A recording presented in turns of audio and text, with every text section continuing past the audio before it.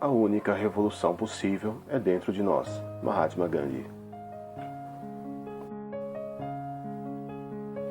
A única revolução possível é dentro de nós. Não é possível libertar um povo sem antes livrar-se da escravidão de si mesmo. Sem esta, qualquer outra será insignificante, efêmera e ilusória, quando não um retrocesso. Cada pessoa tem sua caminhada própria. Faça o melhor que puder, seja o melhor que puder. O resultado virá na mesma proporção de seu esforço. Compreenda que se não veio, cumpre a você, a mim e a todos modificar nossas técnicas, visões, verdades, etc. Nossa caminhada somente termina no túmulo, ou até mesmo além. Segue a essência de quem teve sucesso em vencer o império. Pensamentos de Mahatma Gandhi. Pensamento 1. O desejo sincero e profundo do coração é sempre realizado. Em minha própria vida, tenho sempre verificado a certeza disto. Pensamento 2. Creio poder afirmar, sem arrogância e com a devida humildade, que a minha mensagem e os meus métodos são válidos, em sua essência, para todo mundo. Pensamento 3. Acho que vai certo método através das minhas incoerências. Creio que há uma coerência que passa por todas as minhas incoerências, assim como há na natureza uma unidade que permeia as aparentes diversidades. Pensamento 4. As enfermidades são os resultados não só dos nossos atos, como também dos nossos pensamentos. Pensamento 5. Satyagraha. O pensamento do espírito não depende do número, depende do grau de firmeza. Pensamento 6. Satyagraha e Ahimsa são como duas faces da mesma medalha, ou melhor, como as duas faces de um pequeno disco de metal liso e sem incisões. Quem poderá dizer qual é a certa? A não violência é o meio, a verdade, o fim. Pensamento 7. A minha vida é um todo indivisível, e todos os meus atos convergem uns nos outros, e todos eles nascem do insaciável amor que tenho para com toda a humanidade. Pensamento 8. Uma coisa lançou profundas raízes em mim, a convicção de que a moral é o fundamento das coisas, e a verdade a substância de qualquer moral. A verdade tornou-se o meu único objetivo, ganhou importância a cada dia, e também a minha definição dela se foi constantemente ampliando. Pensamento 9. Minha devoção à verdade empurrou-me para a política, e posso dizer sem a mínima hesitação e também com toda a humildade que não entendem nada de religião aqueles que afirmam que ela nada tem a ver com a política. Pensamento 10. A minha preocupação não está em ser coerente com as minhas afirmações anteriores sobre determinado problema, mas em ser coerente com a verdade. Pensamento 11. O erro não se torna verdade por se difundir e multiplicar facilmente. Do mesmo modo, a verdade não se torna erro pelo fato de ninguém a haver. Pensamento 12. O amor é a força mais abstrata e também a mais potente que há no mundo. Pensamento 13. O amor e a verdade estão tão unidos entre si que é praticamente impossível separá-los. São como duas faces da mesma medalha. Pensamento 14. O Ahimsa, amor, não é somente um estado negativo que consiste em não fazer o mal, mas também um estado positivo que consiste em amar, em fazer o bem a todos, inclusive a quem faz o mal. Pensamento 15. O Ahimsa não é coisa tão fácil. É mais fácil dançar sobre uma corda que sobre o fio da Ahimsa. Pensamento 16. Só podemos vencer o adversário com amor, nunca com o ódio. Pensamento 17. A única maneira de castigar quem se ama é sofrer em seu lugar. Pensamento 18. É o sofrimento, e só o sofrimento, que abre no homem a compreensão interior. Pensamento 19. Unir a mais firme resistência ao mal com a maior benevolência para com o malfeitor. Não existe outro modo de purificar o mundo. Pensamento 20. A minha natural inclinação para cuidar dos doentes transformou-se aos poucos em paixão, a tal ponto que muitas vezes fui obrigado a descuidar do meu trabalho. Pensamento 21. A não-violência é a mais alta qualidade de oração. A riqueza não pode consegui-la. A cólera foge dela. O orgulho devora-a. A gula e a luxúria ofuscam-na. A mentira a esvazia. Toda a pressão não justificada a compromete. Pensamento 22. Não violência não quer dizer renúncia a toda forma de luta contra o mal. Pelo contrário, a não violência, pelo menos como eu a concebo, é uma luta ainda mais ativa e real que a própria lei do talião, mas em plano moral. Pensamento 23. A não violência não pode ser definida como um método passivo ou inativo. É um movimento bem mais ativo que outros e exige o uso das armas. A verdade e a não-violência são talvez as forças mais ativas que o mundo dispõe. Pensamento 24. Para tornar-se verdadeira força, a não-violência deve nascer do espírito. Pensamento 25. Creio que a não-violência é infinitamente superior à violência e que o perdão é bem mais viril que o castigo. Pensamento 26. A não-violência, em sua concepção dinâmica, significa sofrimento consciente.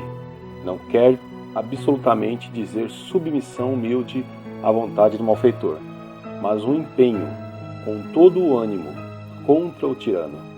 Assim, um indivíduo, tendo como base esta lei, pode desafiar os poderes de um império injusto para salvar a própria honra, a própria religião, a própria alma e adiantar as premissas para a queda e a regeneração daquele mesmo império.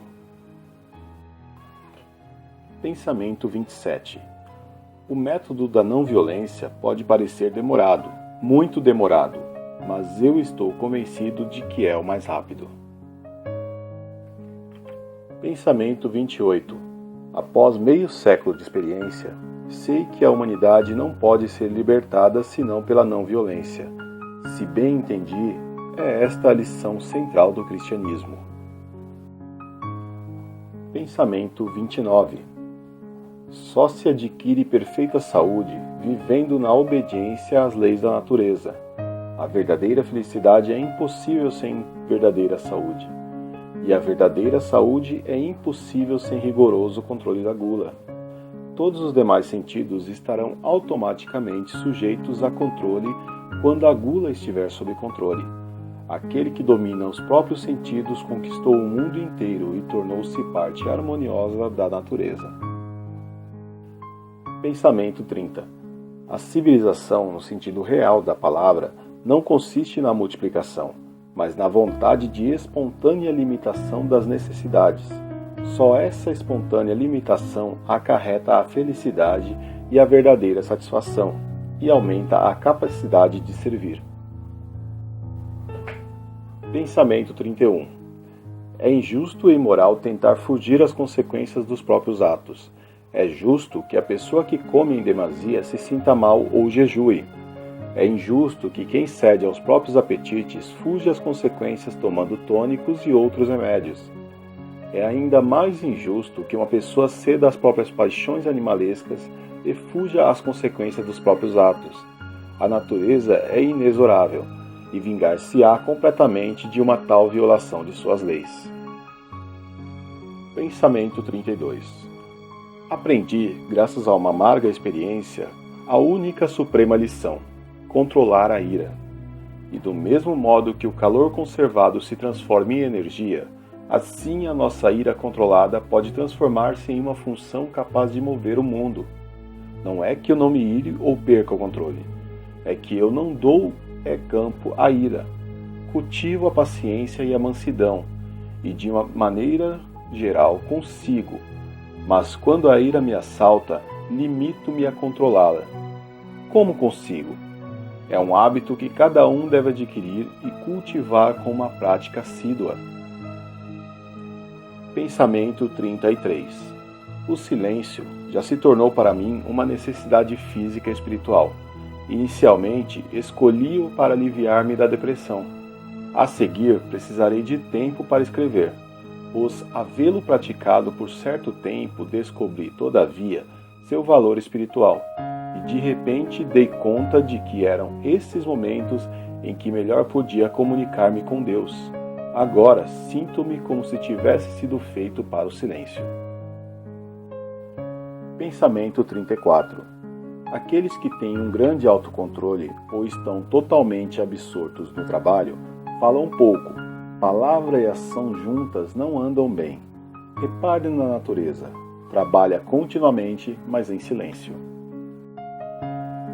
Pensamento 35. Aquele que não é capaz de governar a si mesmo, não será capaz de governar os outros. Pensamento 36. Quem sabe concentrar-se numa coisa e insistir nela como único objetivo, obtém ao cabo a capacidade de fazer qualquer coisa. Pensamento 37. A verdadeira educação consiste em pôr a descoberto ou fazer atualizar o melhor de uma pessoa. Que livro melhor que o livro da humanidade? Pensamento 38.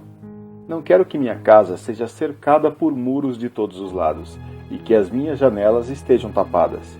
Quero que as culturas de todos os povos andem pela minha casa com o máximo de liberdade possível. Pensamento 39. Nada mais longe do meu pensamento que a ideia de fechar-me e erguer barreiras. Mas afirmo com todo respeito que o apreço pelas demais culturas pode convenientemente seguir, nunca anteceder o apreço e a assimilação da nossa. Um aprendizado acadêmico não baseado na prática é como um cadáver embalsamado, talvez para ser visto, mas que não inspira nem mobilita nada. A minha religião proíbe-me de diminuir ou desprezar as outras culturas e insiste, sob a pena de suicídio civil, na necessidade de assimilar e viver a vida. Pensamento 40. Ler e escrever, de per si, não são educação. Eu iniciaria a educação da criança, portanto, ensinando-lhe um trabalho manual útil e colocando-a em um grau de produzir desde o momento em que começa a sua educação. Desse modo, todas as escolas poderiam tornar-se autossuficientes, com a condição de que o Estado comprar os manufaturados. Acredito que um tal sistema educativo permitirá o mais alto desenvolvimento da mente e da alma. É preciso, porém, que o trabalho manual não seja ensinado apenas mecanicamente, como se faz hoje, mas cientificamente. Isto é, a criança deveria saber o porquê e como de cada operação. Os olhos, os ouvidos e a língua vêm antes da mão. Ler vem antes de escrever. E desenhar antes de traçar as letras do alfabeto. Se seguirmos esse método, a compreensão das crianças terá oportunidade de se desenvolver melhor do que quando é freada iniciando-se a instrução pelo alfabeto. Pensamento 41. Odeio o privilégio e o monopólio. Para mim, tudo o que não pode ser dividido com as multidões é tabu. Pensamento 42. A desobediência civil é um direito intrínseco do cidadão. Não ouse renunciar se não quer deixar de ser homem. A desobediência civil nunca é seguida pela anarquia. Só a desobediência criminal com a força. Reprimir a desobediência civil é tentar encarcerar a consciência. Pensamento 43. Todo aquele que possui coisas de que não precisa é um ladrão. Pensamento 44. Quem busca a verdade, quem obedece à lei do amor, não pode estar preocupado com o amanhã. Pensamento 45. As divergências de opinião não devem significar hostilidade. Se fosse assim, minha mulher e eu deveríamos ser inimigos figadais. Não conheço duas pessoas no mundo que não tenham tido divergências de opinião. Como seguidor da Gita, sempre procurei nutrir pelos que discordam de mim o mesmo afeto que nutro pelos que me são mais queridos e vizinhos. Pensamento 46. Continuarei confessando os erros cometidos. O único tirano que aceito nesse mundo é a silenciosa e pequena voz dentro de mim. Embora tenha que enfrentar a perspectiva de formar minoria de um só, creio humildemente que tenho coragem de encontrar-me numa minoria tão desesperadora. Pensamento 47. Nas questões de consciência, a lei da minoria não conta. Pensamento 48. Estou firmemente convencido que só se perde a liberdade por culpa da própria fraqueza. Pensamento 49. Acredito na essencial unidade do homem e, portanto, na unidade de tudo o que vive. Por conseguinte, se um homem progredir espiritualmente, o mundo inteiro progride com ele. E se um homem cai, o mundo inteiro cai em igual medida. Pensamento 50. A minha missão não se esgota na fraternidade dos indianos. A minha missão não está simplesmente na libertação da Índia. Embora ela absorva em prática toda a minha vida e todo o meu tempo, por meio da libertação da Índia, espero atuar e desenvolver a missão da fraternidade dos homens. O meu patriotismo não é exclusivo. Engloba tudo. Eu repudiaria o patriotismo que procurasse apoio na miséria ou na exploração de outras nações. O patriotismo que eu concebo não vale nada se não se conciliar sempre, sem exceções, com o maior bem e a paz de toda a humanidade. Pensamento 51. A mulher deve deixar de se considerar o objeto da concupiscência do homem. O remédio está em suas mãos mais que nas mãos do homem. Pensamento 52. Uma vida sem religião é como um barco sem leme. Pensamento 53. A fé, um sexto sentido, transcende o intelecto sem contradizê-lo. Pensamento 54. A minha fé, nas densas trevas, resplandece mais viva. Pensamento 55. Somente podemos sentir Deus destacando-nos dos sentidos. Pensamento 56. O que eu quero alcançar, o ideal que sempre almejei com sofreguidão, é conseguir o meu pleno desenvolvimento, ver Deus face a face, conseguir a libertação do eu. Pensamento 57. Orar não é pedir, orar é a respiração da alma. Pensamento 58. A oração salvou minha vida. Sem a oração teria ficado muito tempo sem fé. Ela salvou-me do desespero. Com o tempo, a minha fé aumentou e a necessidade de orar tornou-se mais irresistível. A minha paz muitas vezes causa inveja. Ela vem-me da oração. Eu sou um homem de oração.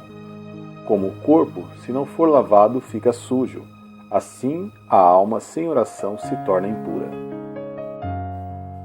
Pensamento 59. O jejum é a oração mais dolorosa e também a mais sincera e compensadora. Pensamento 60. O jejum é uma arma potente. Nem todos podem usá-la. Simples resistência física não significa aptidão para o jejum. O jejum não tem absolutamente sentido sem fé em Deus. Pensamento 61. Para mim, nada mais purificador e fortificante que um jejum. Pensamento 62. Os meus adversários serão obrigados a reconhecer que tenho razão. A verdade triunfará. Até agora, todos os meus jejuns foram maravilhosos, não digo em sentido material, mas por aquilo que acontece dentro de mim. É uma paz celestial. Pensamento 63. Jejum para purificar a si mesmo e aos outros é uma antiga regra que durará enquanto o homem acreditar em Deus. Pensamento 64. Tenho profunda fé no método de jejum particular e público. sofrer mesmo até a morte, e, portanto, mesmo mediante ao jejum perpétuo. É a arma extrema de Satyagrahi. É o último dever que podemos cumprir. O jejum faz parte do meu ser, como acontece em maior ou menor escala com todos os que procuraram a verdade. Eu estou fazendo uma experiência de ahimsa, em vasta escala, uma experiência talvez até hoje desconhecida pela história. Pensamento 65. Quem quer levar uma vida pura deve estar sempre pronto para o sacrifício. Pensamento 66. O dever do sacrifício não nos obriga a abandonar o mundo e a retirar-nos para uma floresta, e sim a estar sempre prontos a sacrificar-nos pelos outros. Pensamento 67. Quem venceu o medo da morte venceu todos os outros medos. Pensamento 68. Os louvores do mundo não me agradam. Pelo contrário, muitas vezes me entristecem. Pensamento 69. Quando ouço gritar Mahatma Gandhi Ki Jai, cada som desta frase me transpassa o coração como se fosse uma flecha. Se pensasse, embora por um só instante, que tais gritos podem merecer Swaraj, conseguiria aceitar o meu sofrimento.